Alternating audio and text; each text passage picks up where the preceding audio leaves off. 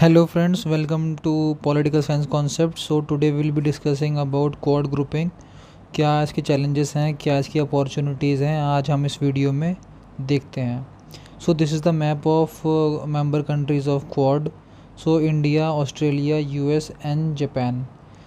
Story के ऊपर बात करते हैं. 2007 में जो है ये आइडिया इमर्ज हुआ था, बट लेटर जो है इस आइडिया को विड्रॉ और डिस्पेंड कर दिया गया जस्ट बिकॉज कि जो ऑस्ट्रेलिया की जो इकोनॉमिक पार्टनरशिप थी चाइना के साथ, वो इतनी ज़्यादा स्ट्रॉन्ग थी कि उन्होंने पार्टिसिपेट करने से इस ग्रुप में मना कर दिया. बट लेटर इस ग्रुप को रिवाइव किया गया जस्ट बिकॉज कि जो चाइना का जो परसीव्ड थ्रेट है वो बहुत ज़्यादा कंट्रीज़ फेस कर रही हैं. That's why this group came into being in 2017. ठीक है, ये फ्लैग्स हैं बेसिकली उन कंट्रीज़ के. सो फाउंडेशन बेसिकली क्या 5 चीज़ें हैं जिस बिकॉज कि इस ग्रुप को इकट्ठा जोड़ती हैं. First one is shared interest. सबका इंटरेस्ट इसमें इकट्ठा मिला हुआ है कि किस तरीके से चाइना को कंटेन करना है. Second, strategic balance of power. Just because कि एशिया में जो डोमिनेंस है वो अभी करंटली है चाइना की. उसके अलावा अगर बात किया जाए कंटेन करने के लिए 2 मोस्ट स्ट्रॉन्गेस्ट कंट्रीज़ को एशिया में साथ आना पड़ेगा. क्या हैं वो कंट्रीज़? इंडिया और जापान. ठीक है. Third thing, protect interest of Indo Pacific. जो इंडो पैसिफिक का जो एरिया है, जो चाइना की जो एग्रेसिवनेस है वहाँ पे स्ट्रॉन्ग ना हो, इसकी वजह से इंटरेस्ट जो है इंडो पैसिफिक के उसको मजबूत करना होगा. Fourth thing, rule based international order होना चाहिए. कोई भी कंट्री जैसे कि चाइना किसी की भी बाउंड्री को वॉलेट ना करे, उसका जो सोवर्जिनिटी है उसकी वो वॉलेट ना हो, उसकी जो रिसोर्सेज हैं वो एक्सप्लॉइट ना हो. ठीक है, तो इसको प्रिजर्व करने के लिए क्वाड के ग्रुप को फॉर्म किया गया. Fifth thing, free and open Indo Pacific, जिसकी वजह से जो ट्रेड को है जो फैसिलिटेट करा जा सके, ट्रेड को आगे बढ़ाया जा सके, जिसकी वजह से इकोनॉमिक प्रॉस्पेरिटी सभी कंट्रीज़ में आ सके. सो this is the photo of quad recent meeting of held in Tokyo 2022. आगे वाली जो मीटिंग है बेसिकली वो 2023 की ऑस्ट्रेलिया में होने जाएगी, और अभी 2022 की मोदी जी पहुँचे हैं इस मीटिंग में टोक्यो 2022 की. ठीक है. सो क्वाड की समिट में टोक्यो में क्या बातें हुई हम डिस्कस कर लेते हैं. Basically this is the second in person meeting of quad grouping, जिसमें कि वो इकट्ठा आपस में मिले. और उसके पहले 2021 में वाशिंगटन में मीटिंग हुई थी जिसमें वो सारे इकट्ठा सभी मिले थे, और उसमें चाइना की एग्रेसिवनेस के बारे में, चाइना को कैसे कंटेन किया जा सकता है, वहाँ पे भी बातें हुई थी. बट इस मीटिंग में क्या डिस्कस हुआ था, ये आपके सामने 4 पॉइंट्स मेंशन है जो कि कह रहे हैं कि China and Solomon islands, China and Taiwan issue, north Korea की मिसाइल्स किस तरीके से थ्रेट पहुंचा रही हैं यूएस को भी और साउथ कोरिया को भी, और यूक्रेन एंड रशिया तो अभी फ़िलहाल चल ही रहा है. क्वाड की समिट में टोक्यो में क्या क्या इनिशिएटिव्स लिए गए स्पेस का कोऑपरेशन का, जिसकी वजह से जो सैटेलाइट की जो इमेजिंग है, चाइना क्या क्या हरकतें कर रहा है इंडो पैसिफिक में उसको शेयर किया जा सके. वैक्सीन की पार्टनरशिप, जिसकी बिकॉज कि मंकी पॉक्स भी आ गया है, अब कोरोना वायरस चल ही रहा है अलग अलग वेरिएंट के साथ, तो वैक्सीन की जो पार्टनरशिप है वो स्ट्रॉन्ग हो सके इंडो पैसिफिक के एरिया में. Indo Pacific partnership for maritime domain awareness, जो फिशिंग ग्राउंड्स हैं इंडो पैसिफिक के एरियाज़ के आसपास जो कि बहुत सारी कंट्रीज़ क्लेम करती हैं, अब उनके हैं, उनकी टेरिटोरियल बाउंड्री के पास है, बट जो एक्सप्लॉइट करता है चाइना वो बहुत बड़ा समस्या है. क्वाड की जो फेलोशिप है वो प्रोवाइड करेंगे क्वाड की कंट्रीज़, जिसकी वजह से जो रिसर्च है वो आगे बढ़ सके. ठीक है, ये कुछ इनिशिएटिव्स लिए गए हैं टोक्यो में अभी रिसेंट समिट में. प्रॉम्प्टिंग क्वेश्चन, सबसे ज़्यादा बार पूछने वाला क्वेश्चन और most important question of this video also is that कि क्या यूएस दोनों फ्रंट की वॉर झेल सकता है साइमल्टेनियसली. रशिया एग्रेशन चल रहा है यूरोप में, चाइना का चैलेंज है एशिया में, और दोनों चैलेंज कर रहे हैं बेसिकली ऑब्वियस बात है यूएस को. दोनों से बहुत ज़्यादा दुश्मनी मोल लेना क्या यूएस को सही रहेगा, ये इसी वही सवाल है। अगर फैक्चुअली और स्टैटिस्टिकली बात करें तो मुझे लगता है कि थोड़ा सा मुश्किल पड़ेगा यूएस के लिए। जिस तरीके से उसने अफ़गानिस्तान में अपने ट्रूप्स को वापस लेके आए, जिस तरीके से उसने यूक्रेन वॉर को हैंडल किया हुआ है। यूक्रेन के जो प्रेसिडेंट है ज़ेलेंस्की, वो लगातार कह रहे हैं कि आप अपने सोल्जर्स को भेजना चाह रहे थे बट आप नहीं भेज रहे हैं। सो हथियार सप्लाई कर रहे हैं, पैसा भेज रहे हैं, नो डाउट, बट बाकी किसी कंट्रीज़ के फोर्सेस क्या ग्राउंड पे बैटल फील्ड पे उतर रहे हैं? नहीं। तो दो फील्ड पे उतरना, और first and important answer to this question कि रशिया के ऊपर जो इकोनॉमिक सैंक्शंस लगे हुए हैं उससे कितनी ज़्यादा इन्फ्लेशन मार्केट में फैल गई है, जिसकी वजह से फेडरल रिज़र्व जो यूएस का जो फाइनेंशियल कैपिटल है, वहाँ का जो बैंक है, उसने किस तरीके से अपने 20 साल में अपने जो इंटरेस्ट रेट्स हैं उसने हाइक कर लिए हैं, जिसकी वजह से काफ़ी प्रॉब्लम्स हम फेस कर रहे हैं, महंगाई बढ़ गई है। और साइमल्टेनियसली अगर बात की जाए, ग्लोबल क्रूड ऑयल के प्राइसेस बढ़ गए हैं, फूड प्राइसेस बढ़ गए हैं वीट के, जस्ट बिकॉज कि यूक्रेन में लड़ाई चल रही है और थर्ड लार्जेस्ट फूड प्रोडक्शन करता है यूक्रेन। क्रूड ऑयल और नेचुरल गैस प्रोड्यूस करता है रशिया। और ग्लोबल सप्लाई चेन में तो डिस्ट्रप्शन आया ही है, जस्ट बिकॉज कि माल एक दूसरी कंट्रीज़ में पहुंच नहीं पा रहा है, जिसकी वजह से जो कॉस्टिंग है वो बढ़ गई है। तो सिर्फ एक लड़ाई से कितनी चीज़ें एक सभी कंट्रीज़ फेस कर रही हैं, और अगर ये सिमिलर चीज़ चाइना के साथ होती हैं तब क्या होगा? चाइना एक ऐसी कंट्री है जो कि 10 गुना बड़ी है रशिया से। तब क्या होगा जब सारी वेस्टर्न कंट्रीज़ चाइना के ऊपर सैंक्शंस लगा देती हैं? अगर उसने ताइवान को कैप्चर कर लिया तो क्या हम ये ज़हमत उठा सकते हैं कि अगर रशिया में इतने ज़्यादा सैंक्शंस की वजह से, यूरोप में इतना ज़्यादा क्रूड ऑयल प्राइसेस और नेचुरल गैस की सप्लाई की वजह से इतना ज़्यादा प्रॉब्लम फेस कर रहा है, क्या हम सभी कंट्रीज़, नॉट इवन यूरोप की कंट्रीज, सभी कंट्रीज़ क्या ये ज़हमत उठाएंगी कि वेस्टर्न कंट्रीज सारे सैंक्शंस अगर चाइना के ऊपर लगा दें तो क्या उनके इकोनॉमिक मार्केट जो हैं वो शेयर मार्केट क्रम्बल नहीं करेंगे, कोलैप्स नहीं करेंगे? क्या इकोनॉमिक डिवास्टेशन नहीं आ जाएगा? क्योंकि यूएस की बड़ी बड़ी फर्म्स प्रोडक्शन यूएस में नहीं करती हैं, वो करती हैं चिप प्रोडक्शन चाइना में आकर, और चाइना बहुत ज़्यादा सप्लाई करता है, not even pharmaceuticals, vehicles, mobile phones, chips, न जाने क्या क्या। दैट्स वाई कि सेकंड बिगेस्ट इकॉनमी है। तो क्या होगा अगर यूएस की तरीके से ही वेस्टर्न कंट्रीज़ भी सैंक्शंस लगाती हैं? तो मुझे तो प्रॉब्लम लगती है इस चीज़ में। ऑल्दो बाइडेन जी ने ये कहा है कि हम मिलिट्री सपोर्ट देंगे ताइवान को, but I don't think so कि ये होने जा रहा है, और ये 100% होगा कि चाइना इन्वेड करेगा ताइवान को। बट देखने वाली सिचुएशन यही होगी कि कितना मिलिट्री और कितना फाइनेंशियली सपोर्ट करता है यूएस, और कितना आइसोलेट कर पाएंगे हम चाइना को। So this is the prompting question to take on two rivals by US simultaneously.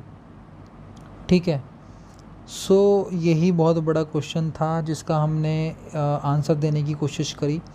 So moving ahead, this is the country's claim in South China Sea, कि China का जो 9 डैश लाइन है वो कितना क्लेम करता है over parcel islands, ठीक है, स्पार्टली आइसलैंड्स, ठीक है, फिलीपींस की बॉर्डर को बिल्कुल एकदम पास से गुजर रही है ये ब्राउन लाइन, जिसके हिस्टोरिकली वो ये क्लेम कर रहा है कि भैया मेरी है, ठीक है।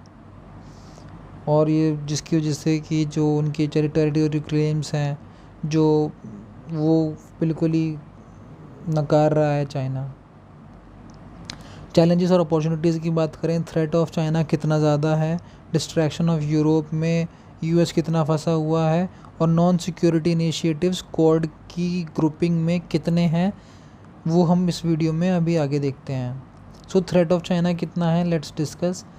सब वर्जन ऑफ इंटरनेशनल ऑर्डर, जो कि इंडो पैसिफिक एरिया में सबसे ज़्यादा जो चाइना जो टेरिटोरियल को बाउंड्री को वॉलेट कर रहा है, वो हम सब वर्जन ऑफ इंटरनेशनल ऑर्डर में देख ही रहे हैं। Establish its own set of rules. सबसे पहले चाइना की बात की जाए तो इंडिया ने 1962 की वॉर देखी है, उसके बाद उन्होंने अक्साई चीन का एरिया कब्जा लिया है, उसके बाद अरुणाचल के एरिया के ऊपर वो क्लेम करता है, फिर उसके बाद सी पैक को इतनी ज़्यादा आयरन ज़्यादा मतलब क्या बोल सकते हैं उसको, चाइना के पाकिस्तान को सी पैक पकड़ाना, वहाँ के इंफ्रास्ट्रक्चर को डेवलप करना, उनके मिलिट्री बेसिस वहाँ पे क्रिएट करना, ठीक है, उनको मिलिट्री सपोर्ट करना, फाइनेंशियली सपोर्ट करना, और FATF की ब्लैकलिस्ट होने से चाइना का पाकिस्तान को बचाना, उनको फाइनेंशियल एड प्रोवाइड करना, ठीक है, और इंडो पैसिफिक में अपना एग्रेशन दिखाना, ठीक है, उनकी सोवर्जिनिटी को वॉलेट करना, उनके टेरिटोरियल बाउंड्रीज़ के जो रिसोर्सेज हैं उनको एक्सप्लॉइट करना, वहाँ पे आइसलैंड्स में अपने मिलिट्री बेसिस इस्टेब्लिश करना। सो these all sort of examples is showing कि दे मतलब चाइना को कोई फ़र्क नहीं पड़ता and he is establishing its own set of rules. Militarisation हमने देखा ही है किसी तरीके से, ठीक है। सो अग्रेसिव फॉरेन पॉलिसी वो क्रिएट कर रहा है, नॉट इवन सभी कंट्रीज़ के साथ, कि चाइना इंडिया के साथ तो है ही है बिल्कुल। China muscular assertiveness Indo Pacific की वजह से ही क्वाड ग्रुपिंग फॉर्म हो रही है। टेरिटोरियल क्लेम्स को लगाना, लद्दाख में स्टैंड ऑफ अभी करंटली इंडिया के साथ चल ही रहा है, और सीज ऑफ ईस्ट एशिया में भी चल ही रहा है, ठीक है। सो ये मैप है अरुणाचल का कितना एरिया चाइना क्लेम करता है और अक्साई चीन का। सो मेंबर्स जो हैं क्वाड ग्रुपिंग के वो किस तरीके से थ्रेट परसीव कर रहे हैं चाइना से। इंडिया की बात की जाए तो किस तरीके से चाइना का इंटरफियरेंस बाकी कंट्रीज़ में जो नेबरिंग कंट्रीज़ हैं इंडिया की उसमें लगातार है। जैसे कि बात की जाए श्रीलंका में हम्बनटोटा पोर्ट, नेपाल का जो इंटरनल पॉलिटिक्स में उनका हस्तक्षेप चाइना का, बांग्लादेश में फाइनेंशियल सपोर्ट देना, पाकिस्तान में मिलिट्री एंड फाइनेंशियल सपोर्ट देना, वहाँ पे कल्चरली इन्वॉल्व होना और वहाँ की मैंडरिन को प्रमोट करना।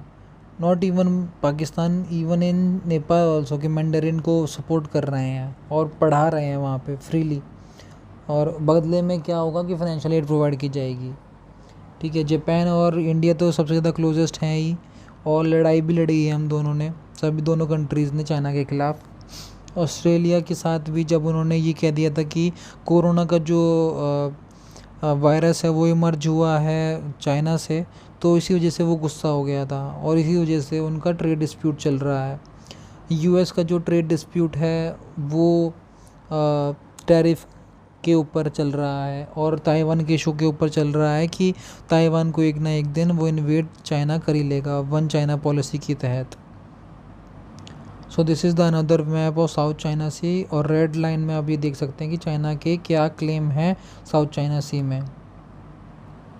सो distraction of Europe, US deeply engage हो चुका है रशिया के फ्रंट के ऊपर। यूक्रेन को वॉर कंटिन्यू रखने के लिए $54 बिलियन प्रोवाइड कर रहा है। Not even financial support, military support भी प्रोवाइड कर रहा है। हेलीकॉप्टर्स, ड्रोन्स, आर्म्स, एम्यूनिशंस, जो भी उनको चाहिए वो करंटली मतलब देते जा रहे हैं यूक्रेन को। सो इंडो पैसिफिक का इकोनॉमिक फ्रेमवर्क की बात करते हैं जो कि अभी रिसेंटली में हुआ है। इसमें बेसिकली बाइडन जी आए और उन्होंने ये आइडिया पुट फोर्थ किया जो कि जो चाइना का जो ट्रांस पैसिफिक पार्टनरशिप है कंट्रीज़ के साथ, उसको साइडलाइन करके ये इंडो पैसिफिक इकोनॉमिक फ्रेमवर्क जो है वो आ जाए, और चाइना को साइड कॉर्नर करके सारी 13 कंट्रीज़ ने इस इनिशिएटिव को बैक किया है, उसमें पार्टिसिपेट किया है, और जो कि कंट्रीब्यूट करता है 40% ऑफ वर्ल्ड जीडीपी। और अगर इससे एक्सपेक्टेशंस लगाई जाए तो क्या ये कर सकता है। इसमें बेसिकली बात की गई है कि टेक्नोलॉजिकल इनोवेशंस को ये प्रमोट करेगा, सप्लाई चेन जो है उनको, ट्रस्टेड पार्टनर्स को रिजिलेंट सप्लाई करेगा, ठीक है, बूस्टिंग करेगा जो नेशनल कैपेबिलिटीज़ हैं उनको। बट थोड़ा इसमें एशियन कंट्रीज़ जो हैं सारी नहीं आई हैं, उसमें थोड़ी सी नाराज़गी इस वजह से भी है कि जो चाइना ने अपनी जो बाउंड्री है उसका एक्सेस नहीं दिया है और मार्केट एक्सेस नहीं दिया है, और बेसिकली ताइवान को भी इसमें इंक्लूड नहीं किया गया है। So these are the issues, ठीक है। बट नेवरदलेस कुछ अच्छा हो रहा है और इकोनॉमिक पार्टनरशिप इसमें कहीं ना कहीं ये सिर्फ एक आइडिया है, आगे चल के इसमें और भी एग्रीमेंट्स हो सकते हैं। क्या पता ये फ्री ट्रेड एग्रीमेंट की तरीके से ही बन जाए, क्या पता इसमें बहुत सारे इश्यूज़, अब बहुत सारे इसमें अभी इनिशिएटिव्स को ओपन होने में टाइम लगेगा, जो कि हमें नेक्स्ट मीटिंग जो 2023 में होने वाली है ऑस्ट्रेलिया में, उसमें भी हमें होता हुआ दिख सकता है, ठीक है। So this is the photo in which we are seeing our prime minister Modi ji and Joe Biden, जिसकी वजह से Indo Pacific Economic Framework for Prosperity उन्होंने इनिशिएट किया। ये कुछ मेंबर कंट्रीज़ हैं जो कि पार्टिसिपेट कर रहे हैं और जो टोटल मिला के होते हैं 13, ठीक है। सो बेसिकली ये एक फ़ोटो है जिसमें कि आप देख रहे हैं कि कौन कौन सी कंट्रीज़ कितनी जीडीपी की हैं और उसमें कितना ज़्यादा कंट्रीब्यूट करेंगी IPEF में, ठीक है, आप देख सकते हैं इस फ़ोटो में। सो नॉन सिक्योरिटी इनिशिएटिव्स जो हैं क्वाड की, क्या अपॉर्चुनिटीज़ हैं बेसिकली, किस किस फील्ड में वो आगे बढ़ रहा है। IPEF तो हमने देख ही लिया है, और ये जो कुछ पॉइंट्स हैं बेसिकली क्लाइमेट चेंज के ऊपर काम हो रहा है क्वाड में, ठीक है।